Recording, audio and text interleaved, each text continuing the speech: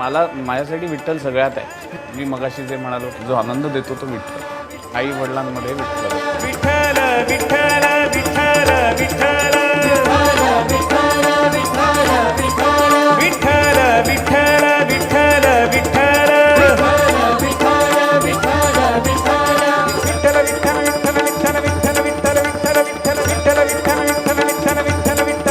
Vitthal Vitthala